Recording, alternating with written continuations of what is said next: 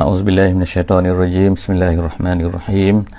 Alhamdulillahirabbil alamin. Nahmaduhu wa nasta'inuhu wa nastahdihi wa nastaghfiruhu wa na'udzubillahi min syururi anfusina wa min sayyiati a'malina. May yahdihillahu fala mudilla lahu wa may yudlilhu fala hadiyalah. Nashhadu an la ilaha illallah wa nashhadu anna Muhammadan abduhu wa rasuluh. Allahumma salli ala sayyidina Muhammad wa ala alihi wa sahbihi ajma'in. Alhamdulillah, syukur pada Allah Subhanahu wa taala, salawat dan salam kepada Nabi sallallahu alaihi wasallam. Alhamdulillah, hari ini kita bersama-sama lagi insya-Allah di muka surat yang ke-226 insya-Allah 226. Moga-moga Allah Subhanahu wa taala akan kurniakan kepada kita semua insya-Allah sedikit insya-Allah moga-moga Allah Subhanahu Wa Taala akan kurniakan kepada kita dengan cahayanya insya-Allah. Moga-moga Allah Subhanahu Wa Taala akan mudahkan kita dalam segala urusan kita insya-Allah. Kita maaf sekejap nak betulkan cahaya insya-Allah. Jadi pada hari ini kita akan bersama-sama di muka surat 226 di ayat yang ke-38 sehingga ayat yang ke-45 insya-Allah. Ayat 38 sehingga ayat yang ke-45 daripada surah Hud. Jadi hari ini kita akan tengok masih lagi kita sedang menceritakan tentang kisah Nabi Yunus diceritakan oleh Allah Subhanahu Wa Taala di penghujung kisah Nabi Yunus. Apa yang berlaku kepada umat Nabi Yunus di mana mereka telah, sebagaimana kita telah baca sebelum daripada ini, mereka telah mempermain-mainkan Nabi Nuh alaihissalam. Mereka menolak setelah daripada dakwah yang disampaikan oleh Nabi Nuh dengan begitu panjang, dengan begitu lama, 950 tahun. Tetapi apa yang berlaku ialah mereka ini. Jadi kita telah baca dalam muka surat sebelum daripada ini, iaitu muka surat 225, bagaimana Allah Subhanahu Wa Taala menyebutkan selepas daripada ni maka kamu sekarang ni jangan minta lagi kepada aku, jangan sedih atas apa yang telah berlaku, kerana sedikitnya orang-orang yang beriman kepada kamu, wahai Nuh. Jadi insya-Allah pada hari ini kita akan baca ayat yang ke-38 insya-Allah. Ayat yang ke-38 ni Allah Subhanahu Wa Taala menceritakan, insya-Allah kita akan baca. A'udzubillahi minasyaitonirrajim. Wa yasna'ul fulka wa kullama marra 'alaihi mala'um min qaumihi sakhiru minhu. Qala in taskharu minna fa inna naskharu minkum kama taskhurun. Sadaqallahul azim. Kita baca tengok ayat ni kan. Allah Subhanahu Wa Taala menyebutkan wa yasna'ul fulka. Nabi Nuh pun mulalah sebagaimana yang diarahkan oleh Allah Subhanahu Wa Taala sebelum daripada yang kita baca muka surat 225 sebelum daripada ni. Dia pun Nabi Nuh pun mulalah yasna'ul fulka, membuat kapal tadi ni. Jadi dalam perkataan yang digunakan oleh Allah Subhanahu Wa Taala di dalam ayat ini, ayat 38 ni, kita tengok bahawa Allah Taala sebut menggunakan, kalau dalam bahasa Arabnya dia ada fi'il madhi, dia ada fi'il mudhari'. Fi'il madhi itu maknanya menunjukkan apa yang telah berlaku. Kalau ikutnya apa yang telah berlaku, apa yang berlaku pada Nabi Nuh ni telah berlaku, diceritakan oleh Allah Subhanahu Wa Taala kepada Nabi Muhammad, telah berlaku. Tapi Allah Taala menggunakan ini menurut kata sebagaimana kata tafsir kata. Jadi saya sebutkan di sini, iaitu kalau ikutnya telah berlaku, tapi Allah Subhanahu Wa Taala menggunakan perkataan yasna'u fi'il mudhari'. Fi'il mudhari' ini artinya perkara yang sedang berlaku ataupun akan berlaku. Jadi seolah-olahnya Allah Taala nak gambarkan bahawa perkara ini sedang berlaku di depan mata. Jadi sebab itulah digunakan perkataan menggunakan fi'il mudhari', seolah-olahnya Nabi Nuh sekarang ni sedang membuat kapal tersebut. Wa yasna'ul fulka. Kemudian wa kullama, apa yang berlaku? Setiap kali kullama marra alaihi mala'un, setiap kali Nabi Nuh ni bekerja, Nabi Nuh bagaimana membuat, siapa yang membuat itu, semua itu adalah sebagaimana tidak diceritakan oleh Allah Subhanahu Wa Taala. Tapi yang pentingnya ialah Nabi Nuh tu membuat tu. Siapa yang bersama-sama dengan dia, wallahu alam. Wa kullama marra alaihi mala'un, setiap kali malak ni, golongan al-malak tadi lah kan, malak yang kita sebut sebelum daripada ni, mereka ni tengok Nabi Nuh ni bekerja, mereka kata apa?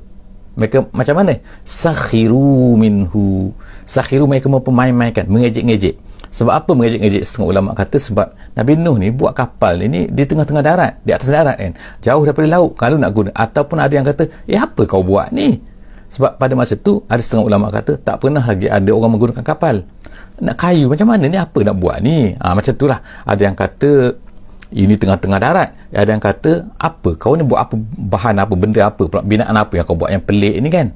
Jadi sakhiru minhu qala in, lalu Nabi Nuh pun berkata pada masa tu, qala in taskharu minna, kalau kamu mempermain-mainkan, kamu mengejek-ngejek kami, minna di sini dikatakan menggunakan perkataan minna. Kalau sebelum daripada ni seorang, minna ni maknanya ramai. Minna tu maknanya, jadi seolah-olah saya digambarkan kat sini bahawa yang bersama-sama dengan Nabi Nuh sekarang ni, yang sedang membuat kapal ni ialah bersama-sama. Sebab itulah setengah ulama kata ialah bersama-sama Nabi Nuh dan juga orang-orang yang beriman bersama-sama dengan Nabi Nuh yang membuat kapal ni. Jadi taskharu minna, mempermainkan kami, fa inna naskharu minkum kama taskharun. Kami, kalau ikut terjemahan, kami akan memperolok-olokkan kamu sebagaimana kamu memperolokkan kami. Jadi dalam ayat ni seolah-olahnya kita ni dibenarkan kalau orang memperolok-olokkan kita, kalau kita ni menceritakan tentang Islam, kita buat satu benda yang Islami, kemudian orang memperolok-olokkan kita, seolah-olahnya kita ni boleh memperolokkan orang tu kan. Tapi ulama kata bukan maksud dia macam tu. Maksudnya maknanya ialah mereka ni, Nabi Nuh ni berdoa kepada Allah Subhanahu Wa Taala, janganlah nanti jadikanlah orang-orang yang memperolok itu akan mendapatkan balasannya dari sisi Allah Subhanahu Wa Taala. Jadi itu maksud kalau kamu memperolokkan kami, nanti kami akan memperolokkan kamu juga. Tak, maksudnya ialah kita kata mereka memohon kepada Allah Subhanahu Wa Taala, ya Allah, maknanya seolahnya mereka berdoa, ya Allah, mereka memperolokkan kami, nanti jadikanlah balasan atas perolokan mereka itu, nanti kena kepada mereka. Ayat 39 kita tengok ayat 39. Allah Subhanahu Wa Taala kata, fasaufa ta'lamuna man ya'tihi azabun yukhzihi wa yahillu alaihi azabun muqim. Nanti Allah SWT menceritakan Nabi Nuh ni belum berkata kepada mereka. Apa kata dia? Fasawfa ta'lamun, nanti kamu akan tahulah nanti. Man ya'tihi azabun yukhzihi, siapakah yang akan didatangi dengan azab yang akan yukhzihi, yang akan menghinakan dia. Maksud menghinakan dia tu azab, iaitu azab ni lah, azab tenggelam nanti, azab ni nanti tu kan, nanti kamu tahu nanti siapa yang kena azab. Dan juga wa yahillu maknanya wa nazal yanzil, maknanya akan turun, akan terkena, alaihi azabun muqim, ke atasnya azab yang mukim. Azab mukim maknanya azab yang daim, azab sentiasa berterusan, iaitu azab di akhirat. Jadi maknanya nanti kamu tahulah nanti, maksud ayat ni, nanti kamu tahulah nanti siapa yang akan kena azab. Atas dunia ni pun kena, dan di hari akhirat pun nanti ia akan kena. Nanti kamu takkan tahulah siapa kalau kamu ni tidak beriman. Seterusnya ayat yang ke-40. Ayat 40, Allah Subhanahu Wa Taala berkata, hatta, sehinggalah iza jaa amruna, sehinggalah tibalah masanya. Hatta di sini maknanya Nabi Nuh ni dipanggil ghayah lis-sunai tadi tu. Nabi Nuh tadi buat kapal. Dia buat kapal berterusan tu sehinggalah stop, berhenti buat kapal tu bila? Iza jaa amruna, apabila telah datang urusan kami. Maksud urusan kami, maksudnya ialah apabila datang azab daripada kami. Bermulalah azab Allah Subhanahu Wa Taala. Sebagaimana yang dulu mereka minta sangat, sekarang yang datang ni. Jadi hatta iza jaa amruna, apabila datanglah azab daripada kami, maka wafarat tanur. Fara ni membuak-buak, kita kata kan. Kalau macam air tu, air keluar membuak-buak. At-tanur tu ialah tempat, makna dia adalah tempat bakar roti tu. Makna asal tempat bakar roti. Kalau kita kata, kalau tempat kita ni, kalau kita makan roti nan di restoran kita makan roti nan kan, dia akan buat roti tu dalam tempayan tu kan, dalam tempayan tu. Makna tempayan tu lah maknanya. Kalau ikutnya tempayan tu tempat bakar roti, tempat yang paling kering lah. Tapi tiba-tiba daripada tempat tu tiba-tiba keluar air. Itu dikatakan oleh setengah ulama tafsir, dia kata itu tanda bila air tu membuak-buak keluar daripada tempat tu, tempat bakar roti tu, maka itu menandakan bahawa apa? Sekarang ni dah nak bermulanya kedatangan azab daripada Allah Subhanahu Wa Taala. Jadi Allah Taala dah janji, tapi isyarat di situ kan kepada Nabi Nuh. Jadi bila Nabi Nuh wafarat tanur, walaupun macam tu ada banyak sebenarnya tafsiran at-tanur ni di dalam dalam kalangan ulama tafsir. sehingga dikatakan ada 8 pendapat apakah maksud tanur ni. Ada yang kata nama tempat di tempat lah di mana, dan di India di mana, wallahu a'lam bisawab. Itu semua adalah pandangan-pandangan lah kan. Tapi makna yang direct daripada sini, wafara makna membuat-buat, at-tanur iaitu daripada tempat bakar roti tu, kul nahmil fiha.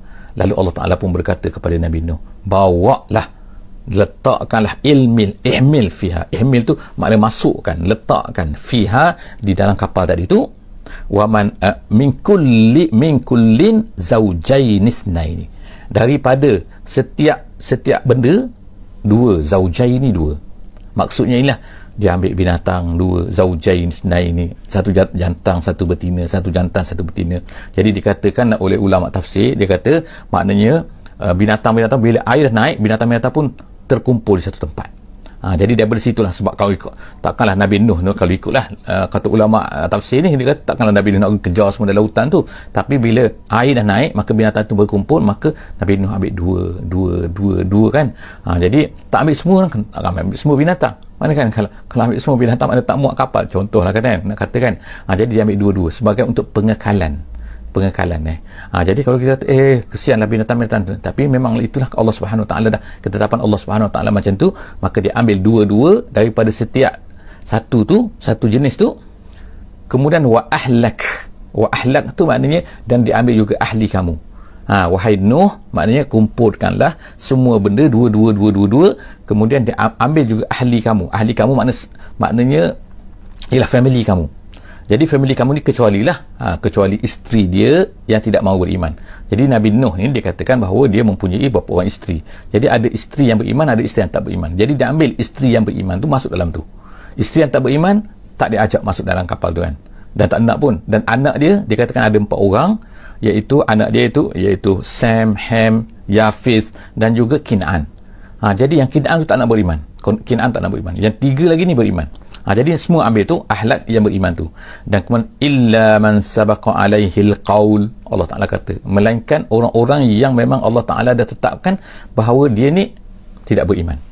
Kemudian waman aman, dan kemudian ambil lagi orang yang beriman. Jadi maknanya dalam ayat ni Allah SWT sebutkan apa yang Nabi Nuh ajak masuk di dalam kapalnya tu, iaitu yang pertamanya daripada semua jenis haiwan, iaitu dua, dan kemudian keluarganya kecuali yang tak beriman, dan kemudian yang ketiga waman aman. Dan orang-orang yang beriman, iaitu dikatakan bilangan dia pada masa itu, ada yang kata 6 orang, ada yang kata 40 orang, ada yang kata 80 orang. Wallahu a'lam bisawab. Kata Ibnu Abbas ialah 80 orang, wallahu a'lam, tapi maksudnya ialah sangat sedikit ni. Wama amana ma'ahu illa qalil, Allah Ta'ala kata, dan tidak adalah beriman bersama dengan dia melainkan sangat-sangat sedikit sini kan. Sedikit saja yang beriman. Jadi maknanya majoriti, ribu-ribu tu kata tak nak beriman. Jadi semua selepas tu maknanya mati ketenggelaman. Wa qala rkabu, lalu Nuh pun berkata, Nabi Nuh pun berkata, qala wa qala irkabu, naiklah kamu ke atas kapal tu, fiha, di dalam kapal itu, bismillahi majreha wa mursaha. Jadi dengan bacaan, dengan nama Allah, maknanya naik tu dengan nama Allah, bismillah. Kemudian majreha, ikutnya bacaannya ialah majra, asalnya majroha wa mursaha. Majra tu makna berjalan, maknanya berjalan kapal itu dan juga berhenti kapal itu, semua tu dengan nama Allah maknanya kan. Tapi dalam tajwid di sini nama dia imalah. Imalah ni maknanya ialah kita baca tu dengan bunyi lain sikit, majreha. Imalah ni maknanya condong. Kata setengah ulama, kenapa? Kerana bacaan di sini dibacakan begitu kerana apa? Kapal itu sedang bergoyang-goyang kan, condong sini itulah dia kata, itu kata kesempurnaan kata kan. Sebab itulah bacaan sini dibaca dengan baca imalah. Jadi majreha kan. Kalau ikut orang ajar sekarang ni dia ajar mati, dia kata macam bahasa orang putih, re kan, bukan re tapi re tu maknanya jarang-jarang gitu. Jadi bismillahi majreha wa mursaha. Semasa dia berjalan dengan nama Allah, naiklah, Nabi Nuh kata, ke atas kapal ini. Semasa dia berjalan, semasa dia stop nanti, semua tu dengan nama Allah, bismillah. Inna rabbi laghafurur rahim, sesungguhnya Tuhan aku sangat ghafur dan juga sangat rahim, sangat mengampun dan juga sangat menyayangi, iaitu dia tidak membinasakan kita semua yang berada di dalam kapal ni. Seterusnya Seterusnya ialah ayat yang ke-42. Ayat 42, Allah SWT kata, wahiya tajri bihim fi maujin. Jadi kapal itu pun belayalah. Tajri bihim, bersama-sama dengan mereka yang berada dalam kapal tu, fi maujin kal jibal. Maknanya, pada masa tu maknanya bukannya air itu tenang, tapi bergelombang yang sangat besar maknanya kan. Jadi sebab itulah kita kata tadi kan, dia tu maknanya terheret-heret macam tu kan. Maknanya pada masa tu banjir yang sangat-sangat dahsyat kan. Sebab apa? Sebab semua tu keluar air kan. Air daripada bumi, air daripada atas, hujan tak berhenti-henti hujan. Jadi pada masa tu tak ada yang tak tenggelam. Sehingga bukit-bukit yang tinggi pun semua tenggelam pada masa tu kan. Jadi Allah SWT kata, wahiyat tajri. Kapal itu pun berlayar bihim, dengan mereka itu, fi maujin kal jibal. Bahkan seperti kita kata, dia kata sini, maujin tu gelombangnya, ombaknya tu seperti bukit. Kita pun tak boleh bayangkan mungkin bukit, tapi bila kita masuk ke laut sekarang ni kan, laut yang besar, gelora yang besar, kita akan nampak kan, boleh tengok dalam YouTube dan sebagainya kan, macam mana gelombang ni bila dia sangat besar, sangat-sangat dahsyat seperti bukit. Wanada Nuh ibnahu. Di sini bacaan dia wanada Nuh ibnahu, gitu kan. Jadi lalu pada masa tu Nabi Nuh ni dia melihat anak dia. Jadi dia pun nada ni memanggil, maknanya kan memanggil Nuh ibnahu yang dia katakan jadi Kin'an tadi tu. Ada yang kata nama dia adalah Yam, nama dia Yam, kali ada Yam, Sem, Hem, Yafis ada yang kata nama dia Kin'an. Itu khilaf ulama. Jadi Nabi pada masa tu Nabi Nuh ni melihat anak dia, jadi dia pun panggil wakana, Allah Ta'ala sebut fi ma'zilin.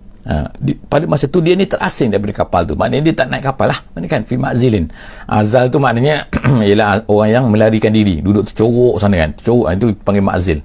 Jadi orang yang tercorok lah, makna jauh, makna tak nak ikut, tak naik kapal tu. Jadi Allah SWT kata wakana fi ma'zilin, dia ni berada tak ikut bersama-sama dalam kapal tu. Ya bunayyar kam ma'ana.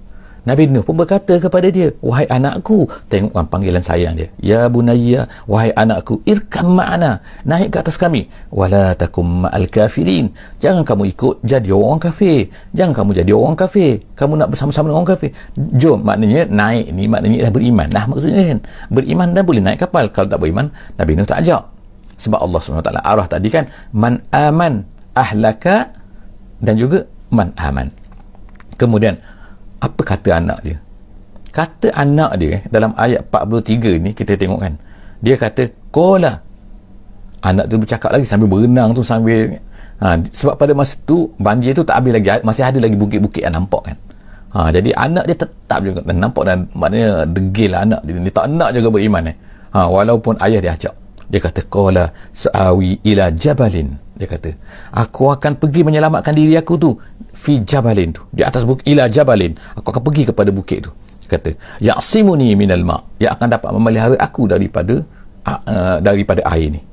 Tengokkan dengan sombongnya dia, walaupun dalam keadaan macam tu, hujan turunnya, air banyaknya, tetap juga dia sombong tu kan, dia tak nak beriman juga. Jadi dia kata qala la, kata Nabi Nuh pada anak dia tu, la asimal yaum min amrillah, pada hari ini tak ada yang dapat menyelamatkan daripada siksaan Allah, daripada azab Allah. Amrillah tu daripada urusan Allah, maksudnya daripada azab Allah. Pada hari ini tak ada orang boleh selamat, illa man rahim, kecuali orang yang Allah Ta'ala sayang. Maksud Allah Ta'ala, orang-orang yang Allah Ta'ala sayang ni maknanya orang-orang yang beriman. Jadi kita ni, bila kita ni beriman, kita rasa bahawa sebenarnya Allah Ta'ala sayang pada kita. Allah Ta'ala pilih kita kan. Kalau tak, Allah Ta'ala tak pilih kita, tak tahulah kita nak jadi apa kan, jadi agama apa kan, jadi sesat, menyembah apa selain daripada Allah SWT. Jadi Allah Ta'ala sayang pada kita. Jadi Nabi Nuh ni berkata kepada anak dia, pada hari ni tak ada orang selamat, melainkan orang yang Allah Ta'ala sayang pada dia. Kemudian wahala bainahumal mauju, pada masa tu hala tu maknanya menghalang lah, maknanya dengan bercakap-cakap tu tiba-tiba datang ombak yang besar, al-mauju. Jadi tiba-tiba anak dia hilang macam tu kan, fakana minal mughraqin, maka jadilah anak itu tenggelam, hilang langsung, tak ada, maknanya mati langsung lah, maknanya tenggelam. Mughraqin itu termasuk dalam orang-orang yang tenggelam lemas dalam air. Seterusnya ayat 44 wakila, lalu sekarang ni stop kat sini kan, stop kat sini, habislah maknanya, habis cerita tu. Sekarang ni air pun Allah SWT pun berkata, wakila, dikatakan makna Allah Ta'ala lah kan, memerintahkan kepada bumi dan memerintahkan kepada langit. Jadi kita tengok ke sini kan, makna semua benda ni berlaku kerana arahan Allah Subhanahu Wa Taala. Kita tengok sini Allah Subhanahu Wa Taala dalam ayat 44 ni kan, betapa mudahnya bagaimana Allah Subhanahu Wa Taala bila nak mengarahkan satu benda, dia akan arah saja kan, dia akan arah apa? Wakila ya ardu, wahai bumi. Jadi kata sini kata apa? Kata Allah Subhanahu Wa Taala, bukan kata manusia, bukan kata Nabi Nuh. Nabi Nuh tak boleh mengarahkan bumi, Nabi Nuh tak boleh mengarahkan langit. Yang mengarahkan sini Allah Subhanahu Wa Taala. Jadi wakila ya ardu ibla'i ma'ak. Ibla'i itu makna telanlah air kamu. Jadi kata ulama tafsir sini, Allah SWT sebutkan sini telan air kamu, bukan telan semua. Kalau sebut telan saja mungkin dia akan telan semua sekali, pokok semua apa benda semua dia akan telan, bumi ni akan telan. Tapi Allah SWT kata sini ibla'i, wahai bumi, telan air kamu saja yang kamu keluar sebelum daripada. Maknanya kita tak tahu kan berapa banyaknya dalam bumi ni air kan. Kalau Allah Ta'ala kata nak keluar kan, maknanya dia akan habislah maknanya kan. Tengok kan daripada mana air ni datang, daripada hujan, daripada bumi. Tengok kan daripada mana datang, wallahu alam bisawab kan. Kita kata daripada hujan kan, daripada ni kan, tapi kita tak tahu, wallahu alam di bawah dalam bumi ni. Sebab apa? Kalau kita baca ayat ni, kita akan dapat rasakan bahawa sebenarnya bumi ni mempunyai banyak air yang mana kalau dia keluar kan, maka habislah, tenggelam semua manusia. Jadi Allah SWT berkata kepada bumi, ya ardu ibla'i ma'ak, telanlah air kamu yang kamu keluarkan tadi itu.